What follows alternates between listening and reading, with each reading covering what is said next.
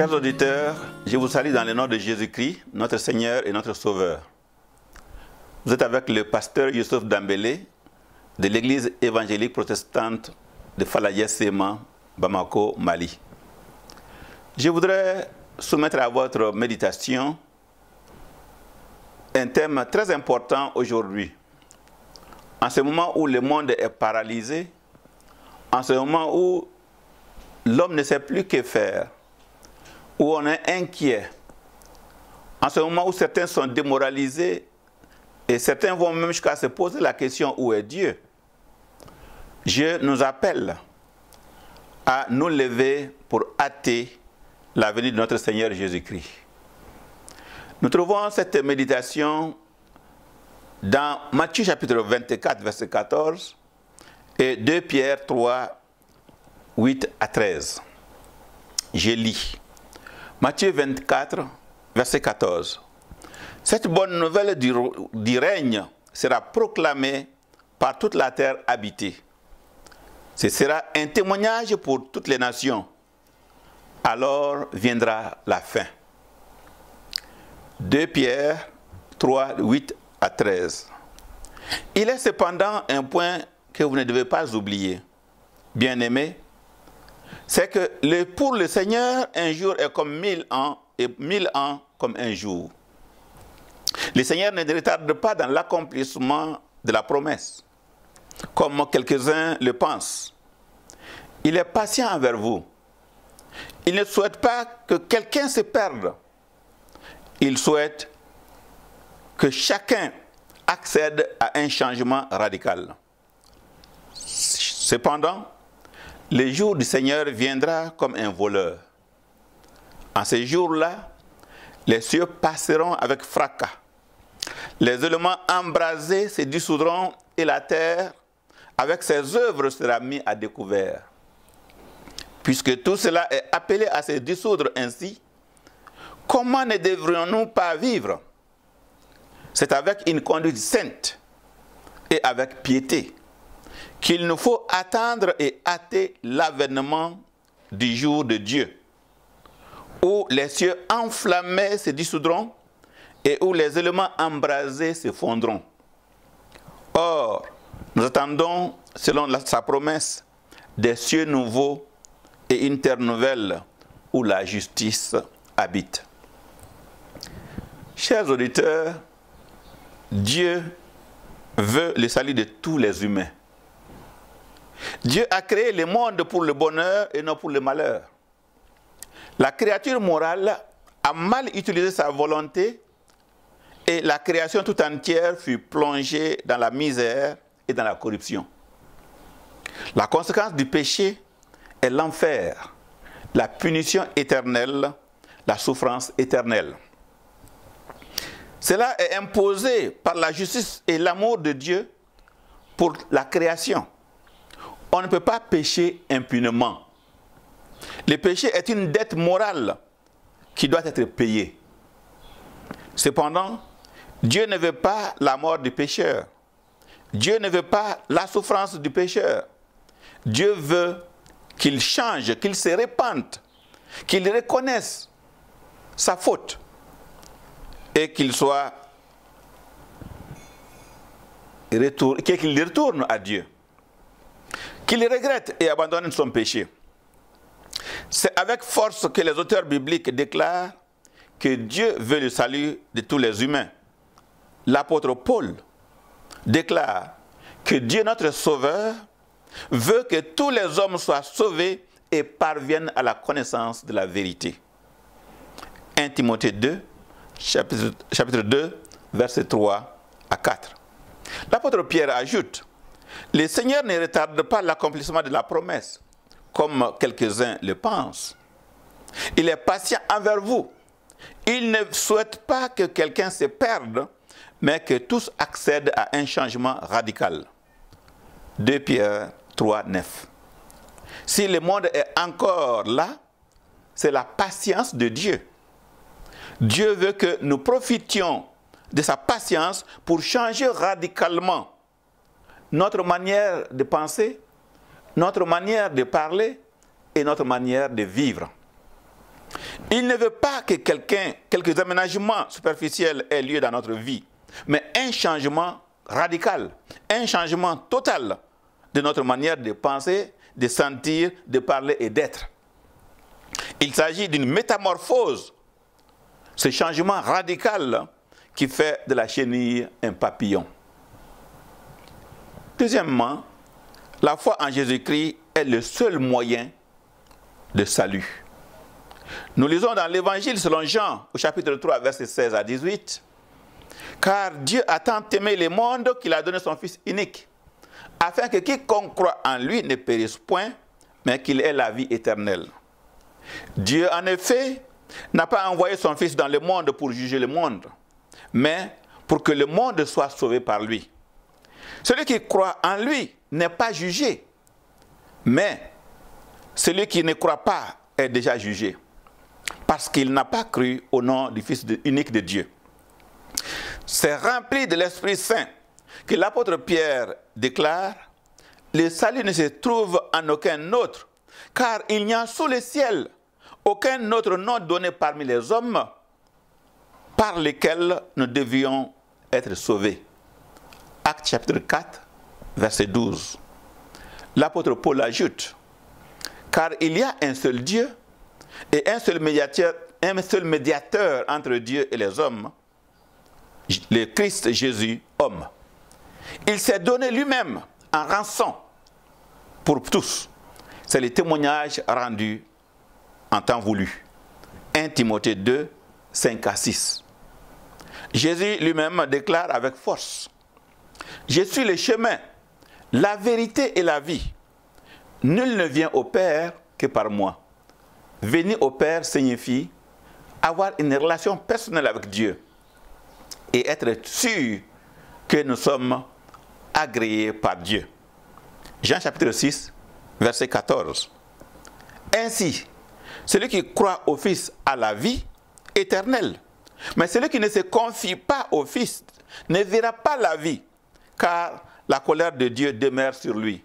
Jean 3, 36. La Bible est très catégorique. Il ne s'agit pas de paroles d'homme, mais de paroles de Dieu. C'est Dieu qui parle et qui nous dit, voilà les moyens par lesquels vous pouvez avoir la vie éternelle. Vous avez à prendre ou à laisser. Il n'y a pas d'autre choix. La vie éternelle, c'est en Jésus-Christ, notre Seigneur et notre Sauveur. Autrement dit, celui qui croit en Jésus-Christ ira au paradis, mais celui qui ne croit pas en Jésus-Christ ne verra pas le paradis, mais passera l'éternité dans l'enfer. Voilà, en termes clairs, ce que la Bible dit. Chers amis, chers auditeurs, Dieu ne veut pas que vous alliez en enfer. Non, Dieu veut que vous soyez sauvés et que vous passiez l'éternité au paradis avec lui. C'est votre refus qui vous conduira en enfer, mais pas Dieu. Dieu n'a pas créé l'enfer pour les humains. Il l'a créé pour Satan et ses anges.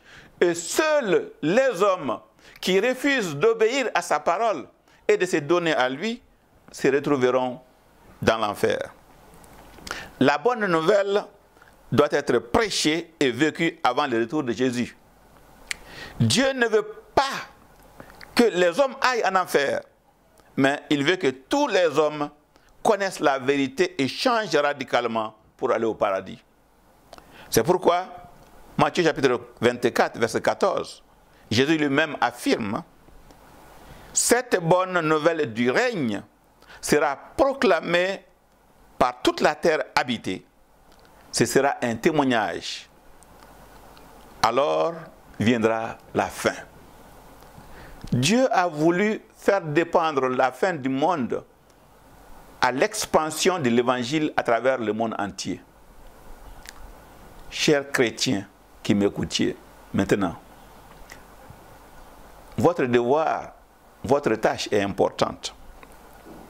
Ce devoir de répandre l'évangile, de communiquer l'évangile au monde entier, nous a été confié à nous qui avons accepté le Christ. Depuis ce message de Jésus, il y a plus de 2000 ans, les chrétiens continuent d'annoncer que le monde arrivera à sa fin. Certaines personnes qui ne croient pas ce message se moquent des chrétiens en disant, où est la promesse de son avènement?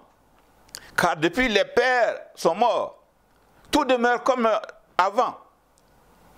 Aujourd'hui, on dira, vous les chrétiens, vous dites que Jésus va venir bientôt. Il va venir bientôt, mais c'est bientôt, ça c'est quand? Beaucoup d'années se sont effectivement passées sans qu'on ait vu. Et nous continuons à parler de la venue de Jésus. À ses moqueurs, l'apôtre Pierre dit, il est cependant un point que vous ne devez pas oublier. Bien-aimés, que pour le Seigneur, un jour est comme 1000 ans et 1000 ans comme un jour. Autrement dit, le Seigneur n'est pas dans les temps dans lesquels nous nous trouvons. Il est le créateur du temps. Avant le temps, Dieu est. Dieu est le créateur du temps. Donc, il n'est pas soumis au temps. Et c'est pourquoi Dieu ne vieillit pas. Ce qui est soumis au temps vieillit. Mais nous sommes soumis au temps. Et nous comptons les jours. Parce que nos années sont limitées. Mais Dieu, lui, il est au-delà du temps. Il est le créateur du temps. Et c'est pourquoi un jour est comme 1000 ans et 1000 ans comme un jour pour lui. Le présent est devant lui, le passé est devant lui et le futur est devant lui. Le Seigneur ne retarde pas l'accomplissement de la promesse, comme quelques-uns le pensent. Il est patient envers vous. Patient envers vous. Il ne souhaite pas que quelqu'un se perde, mais que tous accèdent au changement radical. Cependant, le jour du Seigneur viendra comme un voleur. Ce passage a été mal compris par beaucoup de gens. Le jour du Seigneur viendra comme un voleur signifie qu'au moment où on ne s'attend pas à ce jour, il arrivera. Le voleur vient quand on ne s'y attend pas. De la même manière, Jésus-Christ reviendra à un moment où on ne s'y attend pas. En ce jour-là, les cieux passeront avec fracas. Les éléments embrasés se dissoudront et la terre, avec ses œuvres, sera à découvert. Et puisque tout cela est appelé à se dissoudre, comment ne devriez-vous pas vivre? C'est avec une conduite sainte et avec une piété qu'il vous faut attendre et hâter l'avènement du jour du Seigneur. Il est regrettable aujourd'hui de voir que le monde est entré dans l'Église. L'Église s'est mondanisée. L'Église ne veut plus la sainteté que Dieu réclame. Le christianisme est devenu un folklore, des chants, des prédications émotionnelles, mais qui n'ont aucun effet sur le prédicateur lui-même, à plus forte raison sur ceux qui l'écoutent. Nous courons par-ci, par-là, derrière les miracles, mais la sainteté de Dieu est oubliée. Oui, chers frères et sœurs, en Christ, nous sommes rassemblés ici pour apprendre de Dieu, pour apprendre à vivre pour Dieu. Écoutons le Seigneur qui nous appelle à être des témoins partout dans le monde. J'aimerais vous laisser 5 principes indispensables pour quiconque veut se lever et accélérer la venue de notre Seigneur Jésus-Christ. Premier principe, nous devons être convaincus que l'évangélisation est un impératif dicté par le Seigneur lui-même. Nous devons être convaincus que l'évangélisation est un impératif dicté par le Seigneur lui-même. L'apôtre Paul pouvait écrire, « Si j'annonce l'évangile, ce n'est pas pour moi un sujet de gloire, car la nécessité m'en est imposée. Et malheur à moi si je n'évangélise, si je n'annonce pas l'évangile. » 1 Corinthiens 9, 16. Aux membres du Sanhédrin, qui leur défendaient absolument avec menace de parler et d'enseigner qui que ce soit au nom de Jésus, Pierre et Jean répondirent, « Jugez s'il est juste devant Dieu de vous obéir plutôt qu'à Dieu, car nous ne pouvons pas ne pas parler de ce que nous avons vu et entendu.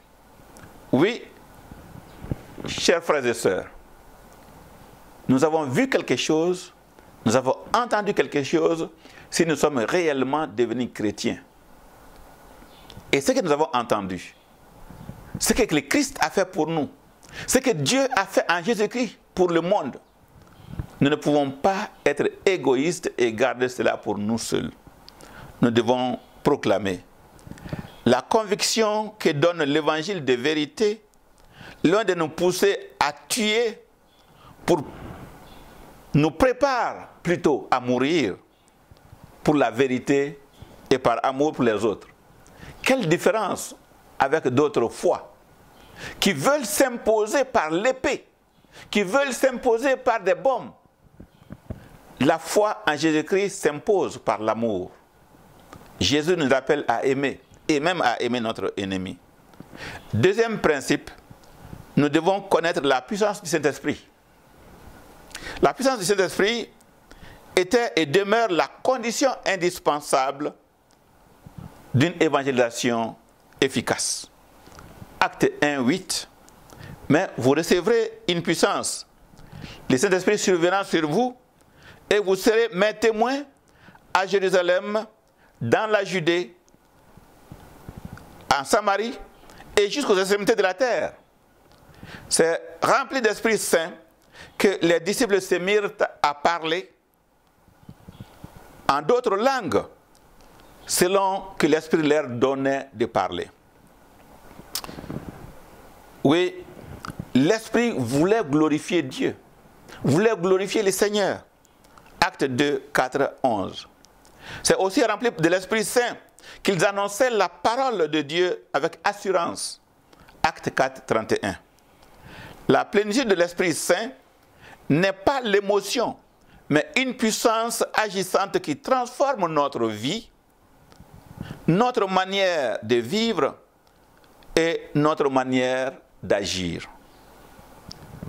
Nous devons connaître cette puissance pour agir et transformer le monde. Troisième principe, nous devons être solidaires dans l'amour et motivés par l'amour pour les gens qui ne connaissent pas Jésus-Christ. Le christianisme est une religion d'amour et non une religion de haine. L'amour fraternel est la marque distinctive du chrétien. Jésus lui-même déclare, « À ceci, tous connaîtront que vous êtes mes disciples si vous avez de l'amour les uns pour les autres. » Jean chapitre 13, verset 35. Aujourd'hui, nous vivons les temps où l'amour, amour pour Dieu et amour pour le prochain, du plus grand nombre s'est refroidi. Matthieu 24, 12. Jésus l'avait dit. Je nous invite donc à vivre l'amour fraternel au cours de ces années, le temps que Dieu nous donne de vivre. Nous sommes appelés à vivre l'amour fraternel pour montrer au monde que nous sommes réellement des enfants de Dieu. Cet amour ne s'invente pas. Cet amour ne s'improvise pas. Cet amour doit être une réalité qui surgit de nous, de notre reconnaissance envers Dieu. Et reconnaître que Dieu nous a aimés les premiers. Et en retour, aimer Dieu et aimer notre prochain. Quatrième principe, nous devons être assidus dans la prière et dans la lecture de la parole de Dieu. La prière du témoin de Jésus-Christ doit être nourrie de la parole de Dieu. Sinon, elle devient une simple incantation. Notre zèle à annoncer Jésus-Christ au monde doit être éclairé et orienté par notre connaissance et notre obéissance à la parole de Dieu. Sinon, il devient fanatisme ou extrémisme religieux. Prions sans cesse. Mangeons sans cesse la parole de Dieu, notre nourriture spirituelle. Cinquième principe, nous devons refuser de nous conformer aux croyances et pratiques religieuses et au style de vie de la société dominante. En vivant une vie de sainteté, telle qu'enseignée dans les évangiles Et en refusant de se conformer à la manière de vivre de nos voisins, nous allons choquer les gens. L'apôtre Pierre nous dit, il trouve étrange, autrement dit, les voisins, les gens qui les entourent, qui entourent les chrétiens, trouvent étrange que vous ne couriez pas avec eux vers ce débordement de débauche. Et il vous calomnie. 1 Pierre 4, 4. Cependant, à long terme, par notre refus d'adoucir nos pratiques, en fonction des critères du monde, nous permettrons à notre foi de devenir celle des autres, en opérant un changement réel dans leur vie. Pour conclure, lèvons-nous pour accélérer la venue de notre Seigneur Jésus-Christ. Chers frères, chères sœurs, chers auditeurs, Jésus-Christ va venir. Mais il veut que l'évangile soit prêché à toute l'humanité. Et pour cela, retenons donc ces 5 principes. Premier principe, soyons convaincus que l'évangélisation est un impératif dicté par le Seigneur Jésus-Christ lui-même. Et alors, ce n'est pas quand nous voulons, mais nous devons obéir à cet impératif. Deuxième principe, connaissons la puissance du Saint-Esprit. Nous ne pouvons pas le faire par nous-mêmes. Nous ne sommes pas suffisants pour ces choses. Mais l'Esprit de Dieu nous rend capables. Il ne s'agit pas d'inventer l'Esprit. Il ne s'agit pas de faire semblant. Mais il s'agit de se soumettre à Dieu pour que Dieu agisse pleinement en nous. Troisième principe, soyons solidaires dans l'amour et motivés par l'amour pour les gens qui ne connaissent pas Jésus-Christ. L'évangélisation du monde n'a pas pour objectif d'augmenter simplement les gens de l'Église, de faire des adeptes pour le pasteur.